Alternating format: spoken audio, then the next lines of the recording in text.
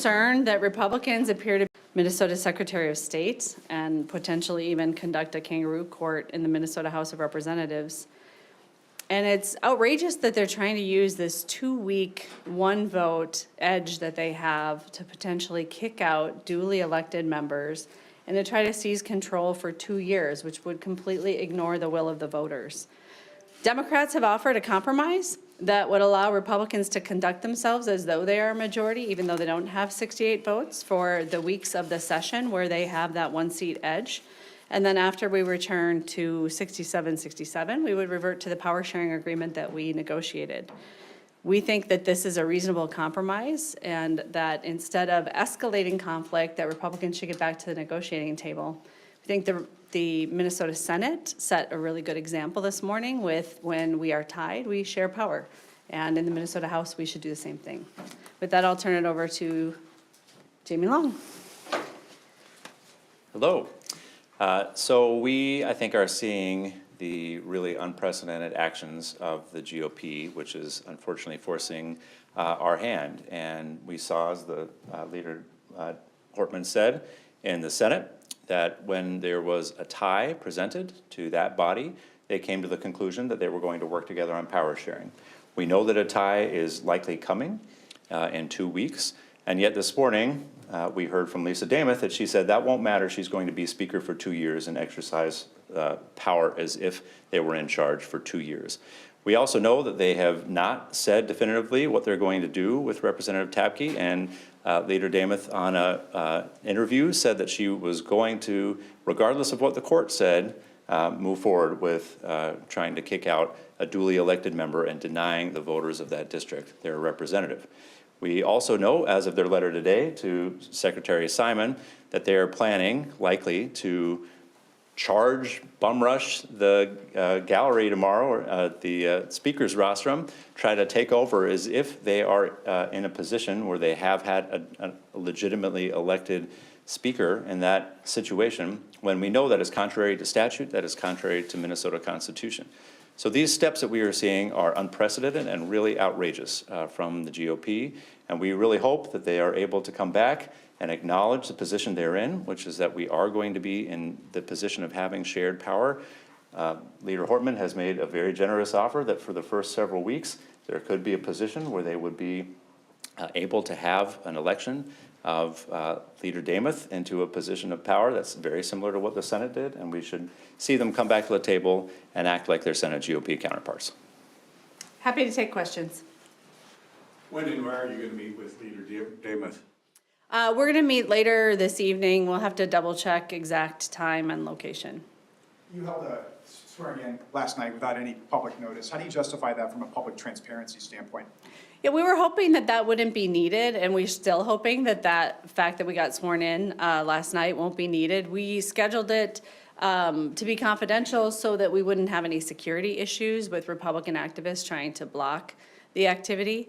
And again, we scheduled it very late so that it would be at the end of what we thought the negotiating period would be, and we actually anticipated that we would be canceling that. It's sort of an emergency backup plan in case we do have to deny quorum, which we are still hoping that we won't have to do. What specific part of Minnesota law allows you to do that outside of the first day of the session? Sure. The longstanding practice of the Minnesota House of Representatives is that people are sworn in at all sorts of different times.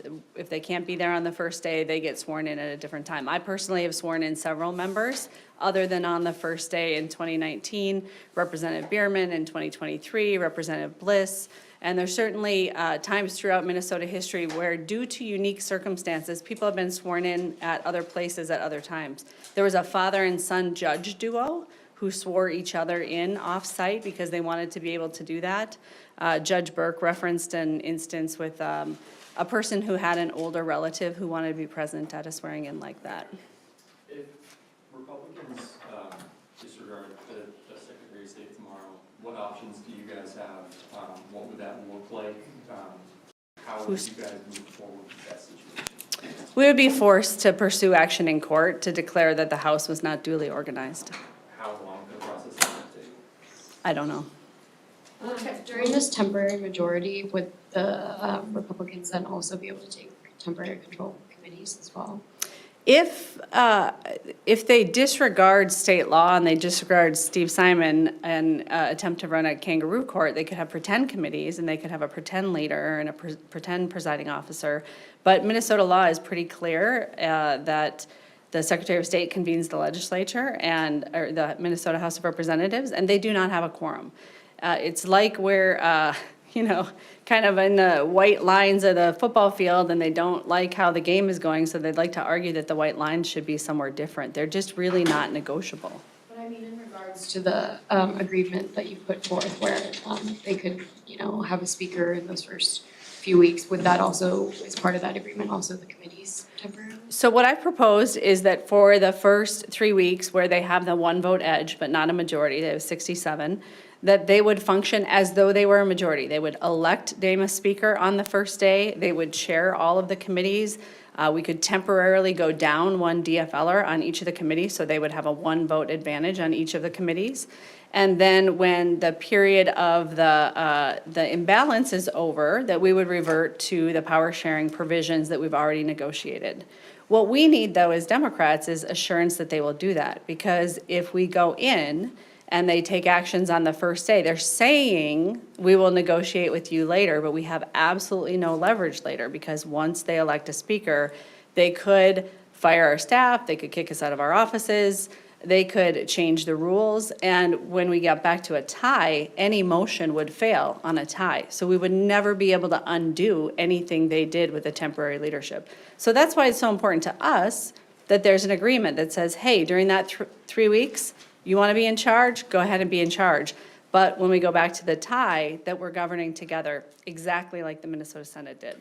And when you all have asked them those questions, they have said that they will do those things. So when you've asked them, are they going to fire staff? They haven't denied it. When you've asked, are they going to reorganize the committees? They've said yes. When you've asked, are you going to rewrite the rules? They said, we're thinking about it.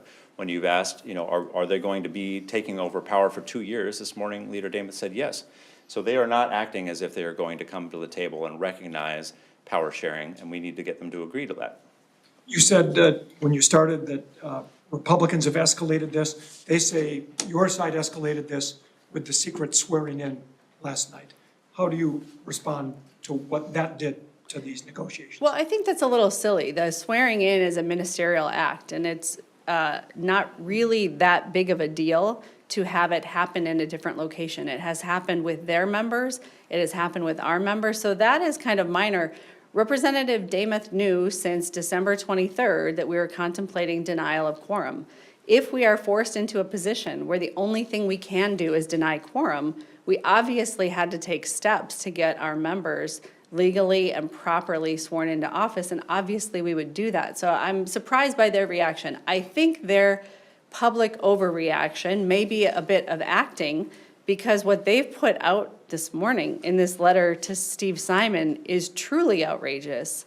And so I think they saw an opportunity to try to say that our unorthodox swearing in was something bigger than it actually is. But ignoring the Secretary of State's presiding authority on the first day of session is beyond unorthodox. It violates Minnesota law. Do you think a member of the executive branch should have that much control over what happens in the legislative branch? Minnesota state law gives the lieutenant governor the office of presiding officer in the Senate on the first day, and it gives the Secretary of State the authority to govern in the Minnesota House on the first day as presiding officer. This is all because Republicans are wrong on the issue of quorum.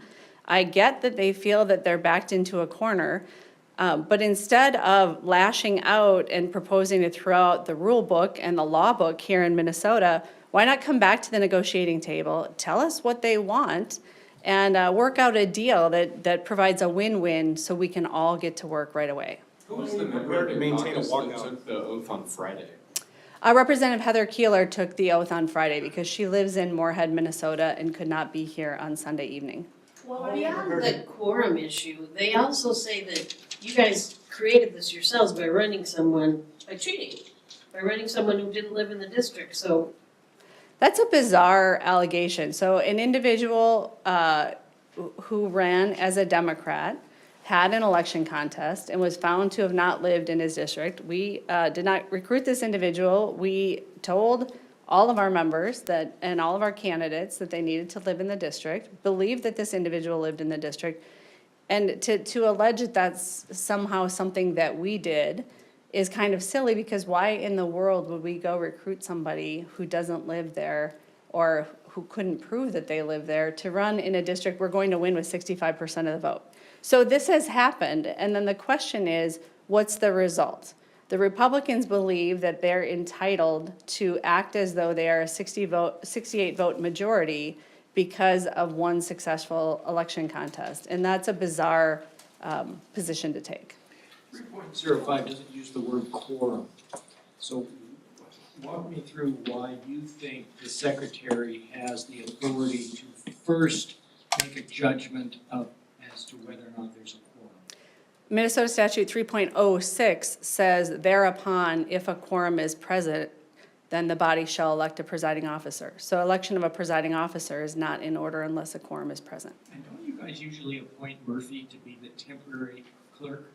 The statute says you appoint a member to be the temporary clerk. I don't remember you doing that, have you? So there's a clerk pro tem. That is a person who reads the names. That's a different person than the Secretary of State, who's the presiding officer at all times. But it says that the clerk pro tem should be a member who is present, and Murphy's not a member.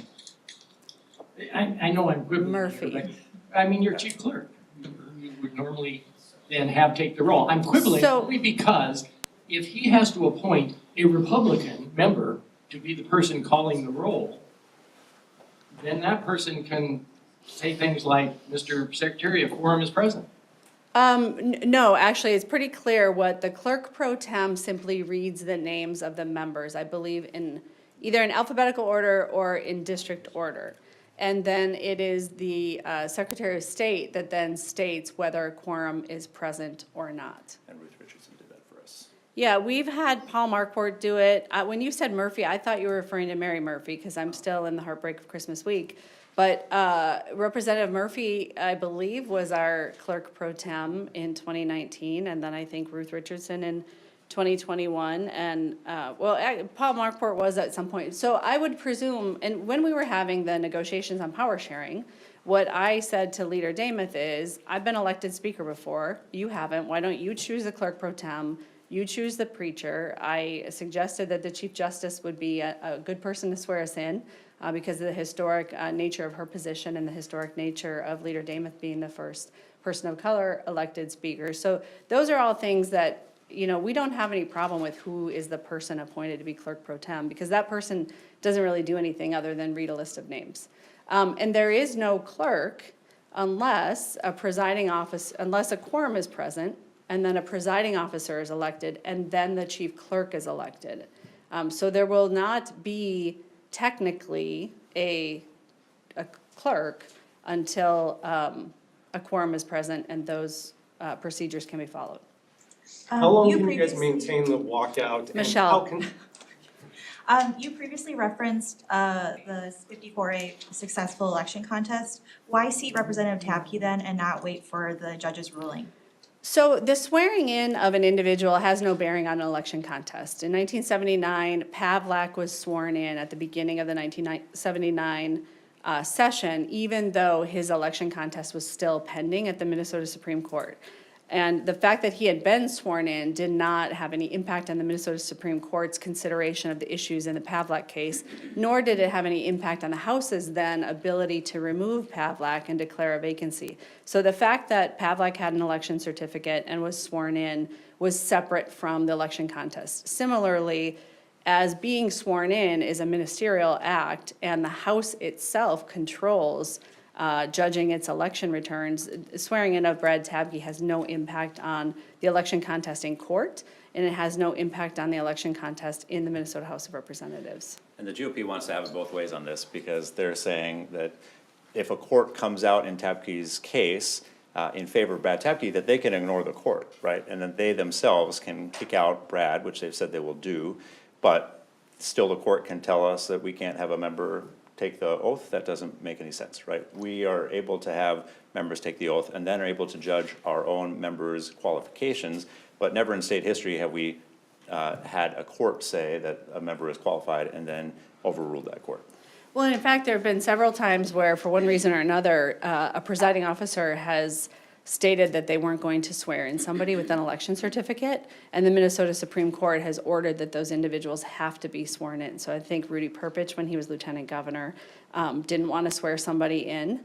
And then there was another instance where the Minnesota Senate kind of went rogue, and the Chief Justice was there to swear in a bunch of members, and they said, oh, you can swear in everybody, but you can't swear in this one guy. We don't want you to seat, I believe it was Palmer.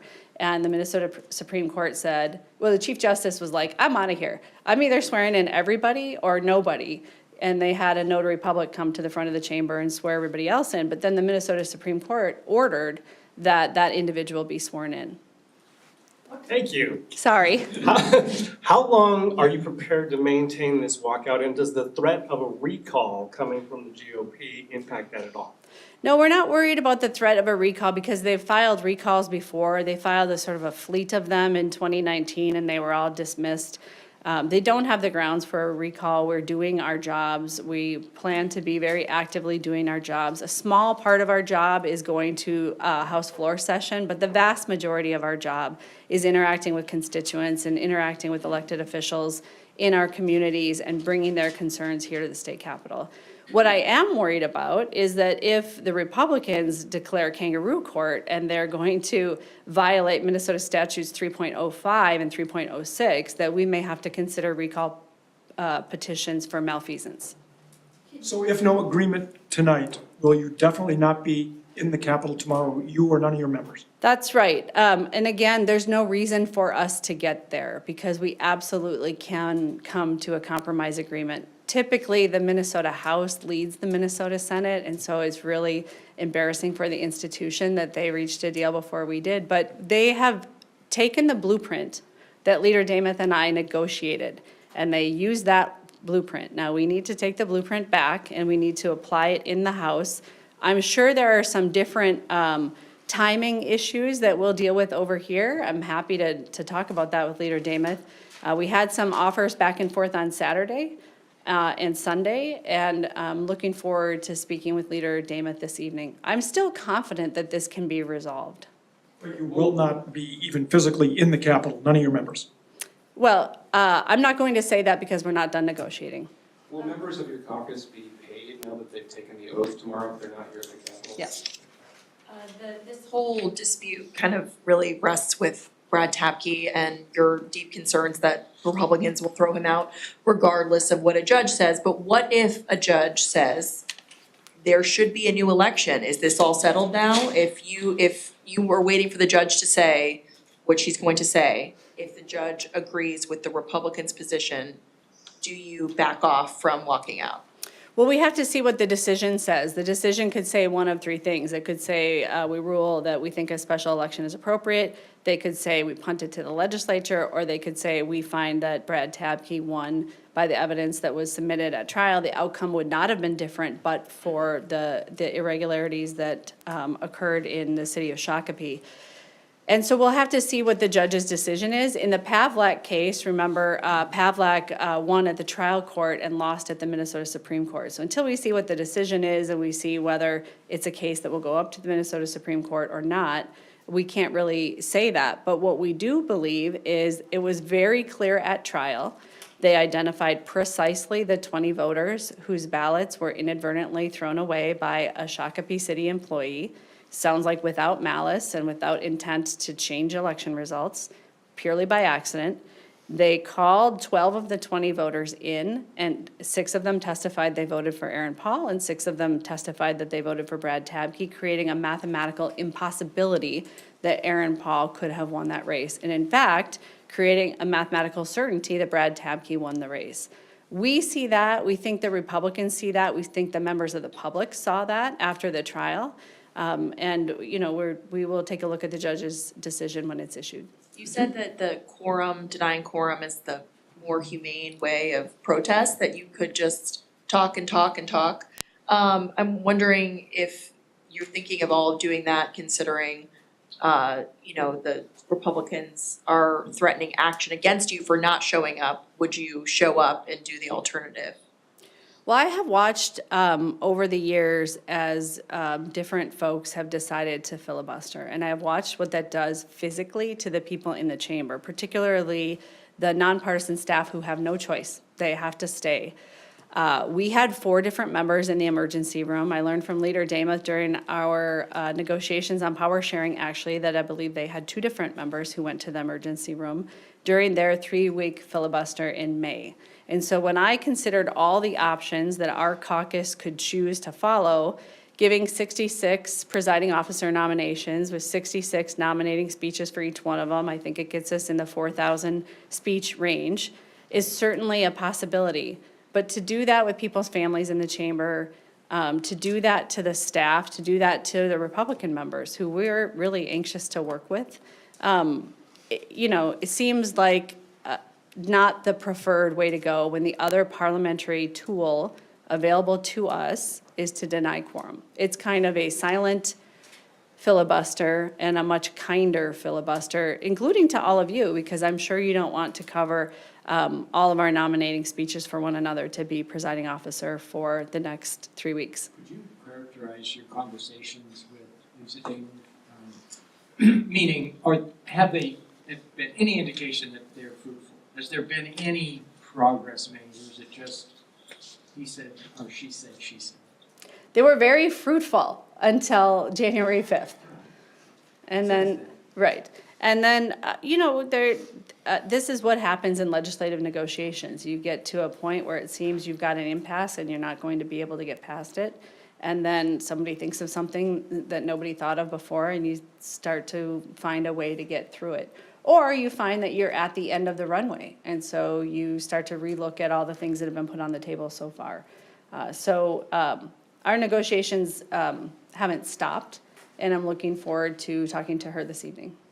If there's no agreement this evening, and tomorrow goes forward as kind of we've been discussing here, what would the first day, like the first actual day of the legislature look like? Would it just be like the first day of the session delayed a couple of weeks and, Secretary Simon would be there and we just have kind of the same pomp and circumstance on, January, February, whatever it's?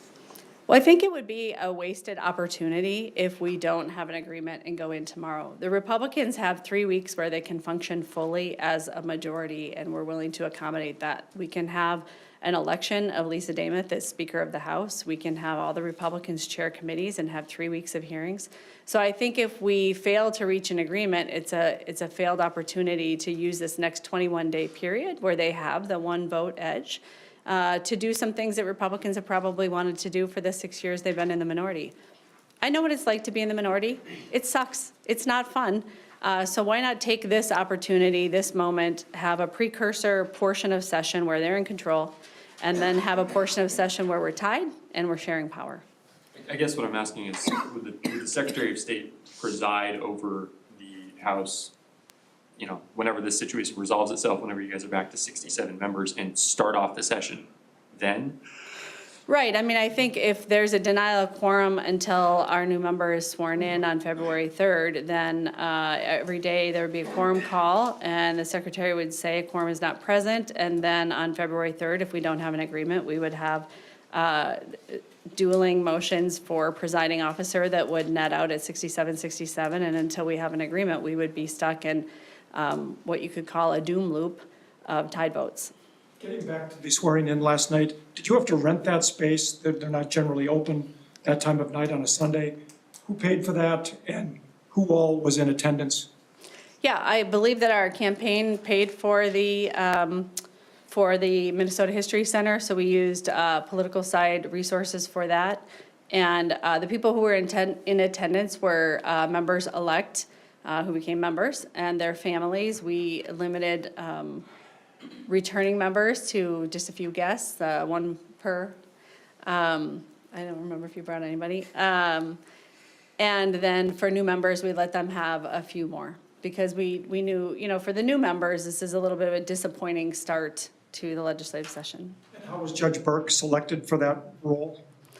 Well, he's a senior judge in Hennepin County District Court. He, in that position, will not be in a position to get any cases that could come out of the beginning of the Minnesota legislative session. So we did not want a judge that could be called upon in the Minnesota Supreme Court, who is typically swears in the members, to be involved in something that they may later have to judge.